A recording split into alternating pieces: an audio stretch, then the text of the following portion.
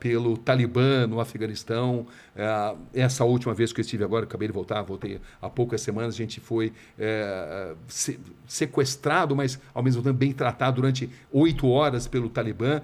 E em 96, a gente tinha filmado uma vila que tinha sido dizimada pelo Talibã, porque os moradores tinham dado comida para os inimigos do Talibã, uma vila persa. Sim. E a gente foi interceptado. E na saída, eles fizeram toda a menção, queriam... No meio do caminho, pegaram No meio do vocês? caminho. A gente fez todas as imagens, a vila persa sendo totalmente dizimada, e na saída a gente foi interceptado pelo Talibã, eles fizeram toda a menção que iam nos executar. Era eu e o cinegrafista Sherman Costa. Vocês tinham um tradutor? A gente tinha um tradutor de pastum, eu sabia, mas o fato de eu saber falar algumas palavras em pastum fez com que eu ganhasse uma simpatia e fez com que eu convencesse aqueles guerrilheiros a trazerem o comandante que falava inglês. Aí com o inglês eu pude me comunicar com eles e aí eu o convenci de que a gente tinha se perdido, que não era exatamente verdade, mas a gente acabou até recebendo um banquete deles. É? Mas como que bate em você quando o cara fala a gente vai te executar? Porque olha, eles não falaram vamos executar, mas eles apontaram a arma pra gente. Algumas imagens a gente até conseguiu fazer disso. Eles acharam que vocês estavam fazendo o quê? Eles achavam que a gente tinha filmado toda a vila persa, que a gente fosse americano e que estava tentando exatamente denegrir a imagem do Talibã. Entendi. Entendeu? Então, o fato de saber falar algumas palavras em pastum, misturado com árabe, falei sarrafi brasileiro, Habara Nasta, falei, sou jornalista brasileiro, não tem problema. Neymar. Não sou, Neymar na época não, né? Mas eu sempre carreguei comigo, porque isso era 96, né? Então, Neymar ainda... 96, quem que era do Brasil famoso? Romário, pô. Romário? Careca. Isso, exatamente, Careca já tinha até... Era o Romário mesmo. Romário que tinha se consagrado... Romário e Bebeto, né? Que tinham se consagrado 2 anos antes na Copa do Mundo. Mas, enfim... Você carrega umas camisas do Brasil? Eu levo camisa do Brasil e sempre levei comigo também foto do Pelé comigo, entendeu? O Pelé, uma vez, quando eu era correspondente em Londres, ele foi me visitar, a gente jogou tênis, ele foi na minha casa, então eu tinha foto com a minha família, a gente passou assim uma tarde memorável e era uma foto muito íntima. E essa foto íntima me abriu muitas portas, fez com que muita situação de tensão fosse aliviada. Nossa.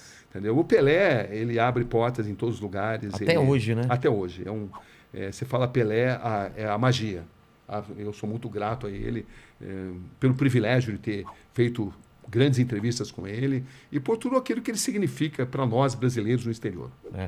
A história dessa foto, essa é o mesmo período que você falou? Esse é o mesmo período de 96, quando o Talibã tomou o poder. E aí como que é?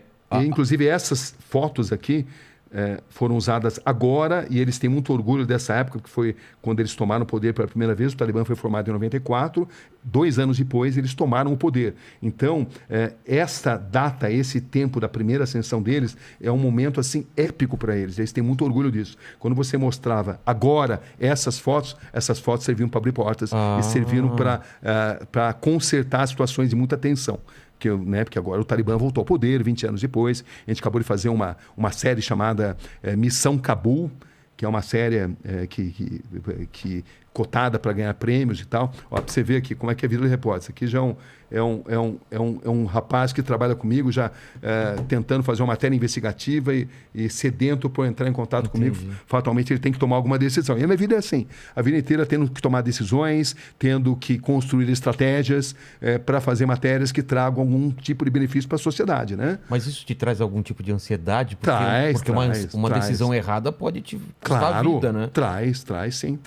Nesse caso, Mas também traz assim um sentido de recompensa muito grande quando você consegue ajudar a promover justiça.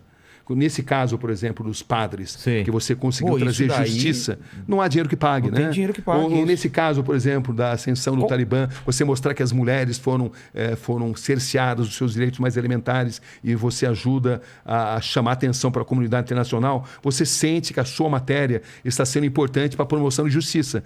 E não existe sentido na nossa profissão se a gente não ajudar de alguma forma a promover justiça, né? Pelo menos é assim que eu encaro a profissão. E fazer uma transformação. Foi nessa ida que você mostrou os caras sem orelha? Que eles cortavam a orelha ou não? Cortava a orelha, foi no Iraque. No Iraque? Foi 2 anos antes. Um ano antes. Tinha essa história, mas no Iraque não era... foi em 95. Havia uma grande lenda. O governo de Bagdá, o Saddam Hussein, o Tariq Aziz, que era o vice-primeiro-ministro, o homem que aparecia para a imprensa internacional, desafiava jornalistas internacionais a provarem que eles cortavam a orelha daqueles iraquianos que ousassem se negar a servir o exército. Entendeu? Isso sempre circulava, mas eles desafiavam jornalistas a provarem isso. E nós conseguimos provar. Eu vi essa cena. Isso. Quem que puxa o turbante, alguma coisa que mostrou? Essa foi a segunda situação, né? Porque, na verdade, eu fui beneficiado pelo fato de que a gente estava ali em Bagdá, com o Saddam Hussein, e 24 horas por dia, monitorados pelos agentes do Saddam. Eles estavam do lado. Eles estavam lá, eles sabiam tudo onde a gente estava, o que a gente estava fazendo. Quando você apontava a câmera, o cara falava aqui pode, aqui não pode? Exatamente. Então, como é que eu ia, por exemplo, para Saddam City, onde estava a grande maioria silenciosa, né? Porque é o seguinte, internacionalmente, os xiitas são minoria. Tá. Os sunitas são maioria. Mas os xiitas, no Iraque, eles são maioria. Uma maioria que jamais conseguiu deter o poder. E eu sabia que grande parte desses soldados que tiveram a orelha cortada estavam num lugar chamado Saddam City, porque em Saddam City havia contingentes de soldados, pelo menos havia essa informação, que se negaram a servir o exército e tiveram as suas orelhas sumariamente cortadas para servir de exemplo. Eles eram sunitas? Eles eram xiitas. Xiitas, exatamente. Eram o Saddam Hussein sunita. O Saddam Hussein sempre perseguia os sunitas. No Iraque são minoria. Tá. Entendeu? Mas eles sempre tiveram muito próximos do poder.